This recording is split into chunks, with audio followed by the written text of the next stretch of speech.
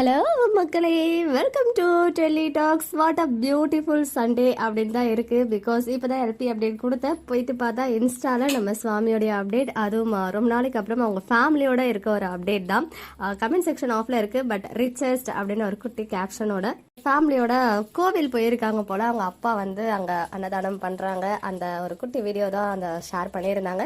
சாமிநாதா அப்படின்னு அவங்க அப்பா கூப்பிடுறாரு உங்கள் வீடியோ எடுக்கும்போது. அது மட்டும் கிளியராக புரிஞ்சிச்சு.